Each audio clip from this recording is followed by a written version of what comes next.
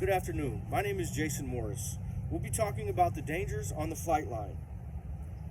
Our goal is to establish safety requirements and good practices while operating on the flight deck. At the completion of my speech, my goal is that the audience be informed and aware of some of the dangers that exist on the flight deck and some of the safety practices that can help us. Working on the flight line around some of the most amazing aircraft, to include the F-35 Strike Fighter and the AV-8 Bravo, can be exhilarating and exciting as long as we're following protocols and procedures. You can get killed or seriously injured by almost everything that exists on the flight deck, said Machinist Mate First Class Daniel Rowland. In my 19 years in the Navy, I have experienced 7 deployments and was able to work around some aircraft to include F-35 Bravo, AV-8 Harrier, UH-1 Hueys, AH-1 Cobras, CH-53 Sea Stallions, SH-60 Seahawks, and many others. 24% of all aircraft crashes occur during the landing process, according to Bevel Hedges. On a 2018 deployment, we experienced a Harrier with the aircraft landing gear malfunction. He came in from aft of the ship and clipped his front nose landing gear. He slid about 500 feet on the flight deck.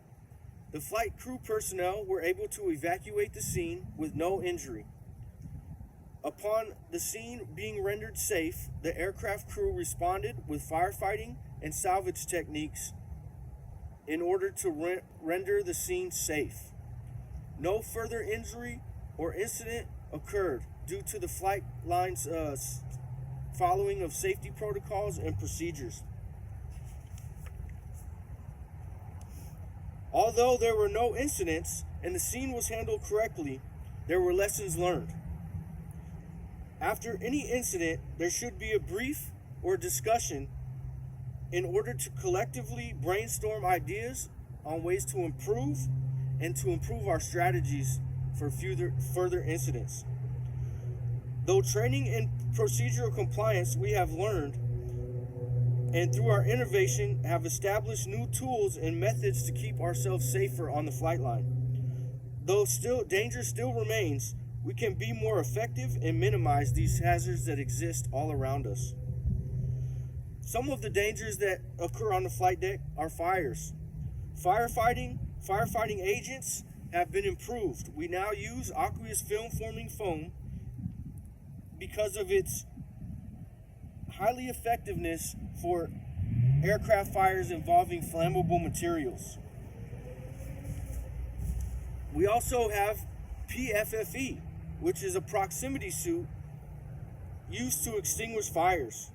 In the 1930s, we used a similar suit that contained asbestos, but through training and experience, we were able to change those suits and now used vacuum deposited aluminized materials that reflect radiant heat and no longer use asbestos, according to NavAir. Flight deck crews are also required to wear cranials, leather gloves, and specialized boots to increase effectiveness. Through education, we are able to change and properly assign required PPE to prevent incident. The Navy also uses technical schools and technical manuals to establish these procedures. Additionally, there are conferences and other avenues to discuss changing or modifying best practices. We use the NavAir ADT TAC 106, which is a NATOPS manual for aircraft procedures. The manual establishes ground and flight procedures. We also use what's called the ATG, or Aviation Training Group, which provide on-the-job and oversight to flight lines that ensure compliance and flight lines are qualified to operate. They perform inspections and readiness of the flight line through various inspections. Safety on the flight deck is paramount, and being observant and aware of hazards around us can mitigate these hazards and incidents. We perform firefighting drills to keep and to hone our skills. We use qualification standards to provide detailed information about specific jobs and to keep our quality assurance intact. Procedural compliance is governed by NATOPS and NAVAIR instructions, and we are constantly assessing ourselves through drills and training. Our most valuable asset is training and procedural compliance. It is important for us to pre-brief, brief, and debrief every scenario and every evolution. This allows us to capture lessons learned before and after our events.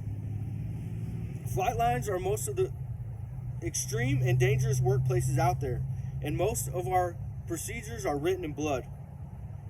We must continue to provide the resources and education to make our workplaces safer. Through training and good safety practices, we can identify and mitigate hazards that exist on the flight lines. A fire from an F-4 Phantom, an aircraft similar to the one behind me, killed over 134 people on the USS Forrestal. The USS Forrestal personnel were not equipped and ready to fight a fire that extreme. Agents, as we discussed, AFFF, were not used properly. Through training and procedural compliance, we have been able to identify these shortfalls and address them and overcome them and to make them better. This catastrophic event could have been prevented and is being prevented in today's infrastructure. Thank you.